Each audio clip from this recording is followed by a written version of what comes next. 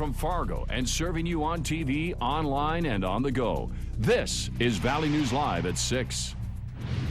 Mother Nature looks to be producing some fireworks of her own in some parts of the valley on this 4th of July. Good evening, everyone. Happy 4th of July. Thanks for joining us. Andrea is off. Let's get right to Hutch right away, whose storm team has been following this for much of the day. Hutch, what's going on out there? Well, the latest is in the Macville and Binford areas. We have a line of storms. This storm has a history of producing upwards of 90-mile-per-hour straight-line winds. And earlier in the afternoon, hail upwards of tennis ball size. More recent reports have golf ball size hail, 1-inch diameter hail reports, numerous ones of those. And wind reports as it moved through the Devil's Lake area of upwards of 84 miles per hour. In Binford and south of Macville and heading towards Findlay, expect 70-mile-per-hour winds and hail up to 2 inches in diameter from the cells. And it looks like the strongest of the core will move right over Binford and points just to your north. So we see the pinks there indicative of where that large hail potential is with the storm. This storm showing some signs of rotation as well, right there near Binford, and wall cloud was reported just a little bit ago, although they could not see rotation at ground level. That's good news, but we'll keep you updated there. Make sure you're seeking shelter. Along the South Dakota border, passing out of Forbes, the heaviest of the activity where you see the pinks there will be slipping into Brown County in South Dakota, but Ellendale will get a good gully washer. That storm produced 62-mile-per-hour winds. We have a few areas of intense thunderstorm activity. A new severe thunderstorm warning was just issued for Foster County now for that tail of the storm. This just came out. That severe thunderstorm warning is right in the Carrington area, and it is essentially for large hail and gusty straight line winds. A severe thunderstorm warning for your area until 6:45 will continue. Cooler weather behind the system. Here's the timing, Mike. It looks like between 6 and 8 o'clock, the storms will have their best chance at moving through the Red River Valley. And then from, say, 7 to 9 o'clock, they'll move through western Minnesota. Yes, they could be severe. We'll keep our eyes on the skies for you. Keep your weather app handy and make sure you know where a sturdy shelter is if you're out camping. A camper is not adequate shelter from these winds. All right. Thanks so much, Hutch.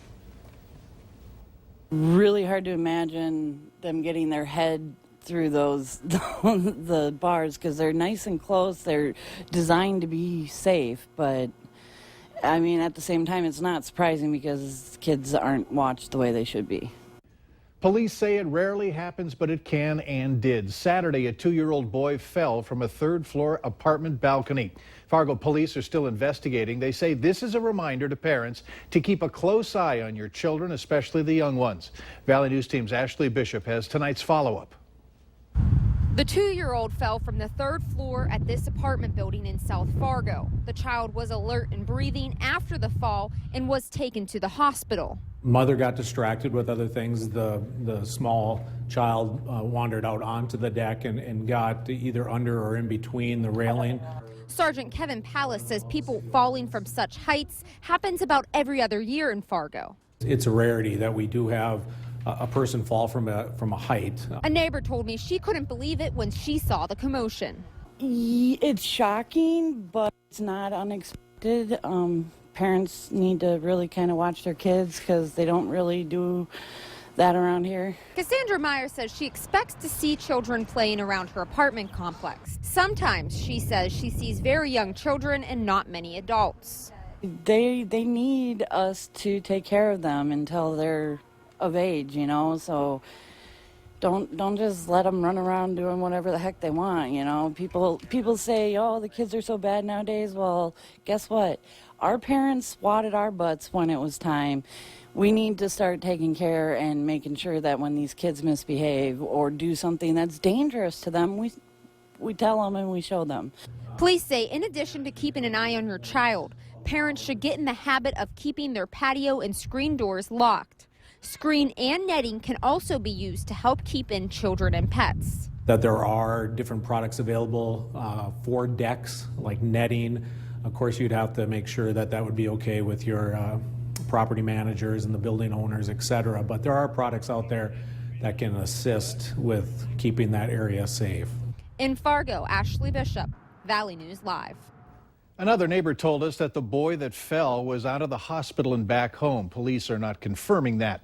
Also, investigators aren't saying if the Child and Youth Services will be involved. Right now, the mother is not facing charges.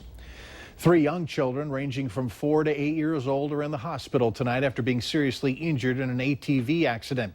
It happened this morning on County Highway 32, which is south of Detroit Lakes. The driver of the ATV, who is 8, pulled in front of a car. The 8-year-old and a 4-year-old passenger were taken to Sanford Hospital in Fargo. Another 4-year-old was brought to St. Mary's Hospital in Detroit Lakes. All 3 were wearing helmets.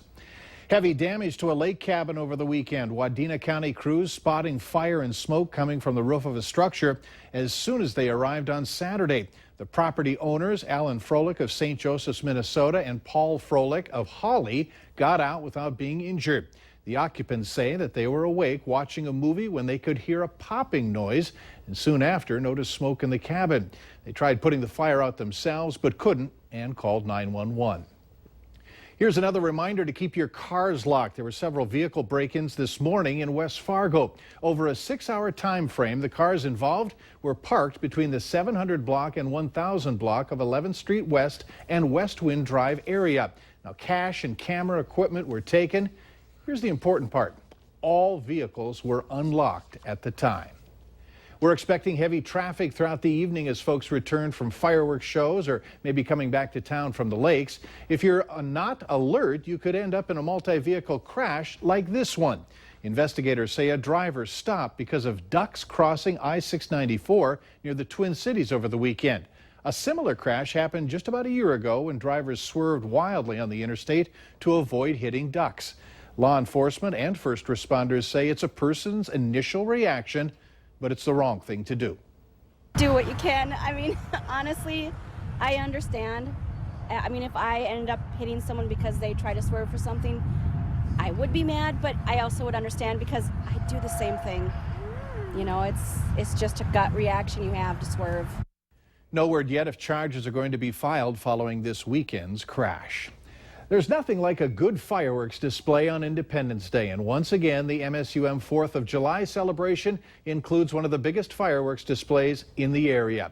If it's on your list of to-do things tonight, let's go to Nicole Johnson, who's live in Moorhead with some helpful information. Nicole? Yeah, Mike, MSUM is the place to be tonight. Their show is supposed to have more bangs than last year. At least that's what David Hunstad with the Moorhead Business Association is telling me. What's tonight going to look like? Oh, it's going to be a blast. We have post-traumatic funk syndrome. They were just warming up a little bit ago, and that's really going to be a lot of fun. And then we have the fireworks starting at 10:30 or thereabouts. It's going to kind of depend on when it gets dark enough. They don't want to send them up too soon. So we're looking for a good time. Okay. And so I know people's biggest concern when they come out is where should they park? So where are you telling people they should park when they come? Well, there's a lot of parking. All the student lots are empty, all the lots west of Nemzik. So if they get into Moorhead, that's the beauty about having the show at MSUM. There's access off of 20th and access from 8th Street, and just come into Nemzik and stay on the west side. There should be a lot of parking. So there's no parking signs, so people should be able to follow the rules. Yeah, I mean, we have no parking signs around the perimeter. There's a fallout zone where the fire department wouldn't even let us start the show if there's anything parked or people in that fallout zone. And so we have no parking signs all the way around the stadium here, and so people should be able to see those no parking signs and know that that's the only place they can't park, really. Okay. And so I know I can feel it now. It's been a little bit windy today. Do you think that's going to affect the show at all? No, this is actually a nice breeze coming out of the south, and so I know this morning when they were setting up, I talked to the guys, and they set it up just a little bit further to the south so that the wind would take it. It's more of a breeze than a wind. You know, we could get some good old, the wind that we don't like. So mosquitoes, should people be worried? Well, it's been so dry. I haven't seen many mosquitoes. I think if they are, they should bring their own, mosquito spray and stuff. But I know MSUM has sprayed and has done mosquito control on the grounds. So. Okay. And what time should people get here? Well, the gates open at 8. The concert, Post Traumatic Funk, starts at 9. And they're going to play for about an hour and a half. When they're done, we're going to light things off. So. Okay.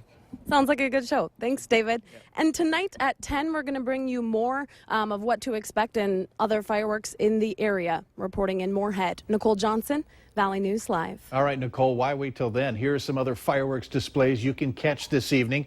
Bonanzaville starts at 10:30 this evening. And if you're in Lakes Country, Detroit Lakes fireworks display starting at 10 p.m. In the Northern Valley, downtown Grand Forks will also have a fireworks display starting at 10:30 tonight. Now, leading up to Bonanzaville's fireworks display this evening, a 4th of July parade was held earlier today. Families lining the streets as the color guard, vintage cars, and tractors made their way along the parade route. Families also got to enjoy inflatable games, line dancing, train lot rides, and face painting. More to come on this Valley News Live at 6 on Independence Day. Later, a beautiful and patriotic display of American flags. An organized severe thunderstorm with recent wind reports of 84 miles per hour as the storm moves into Griggs County. Rotation evident in this storm. Seek shelter from this one. We'll have an update in your hour-by-hour forecast coming up right after this.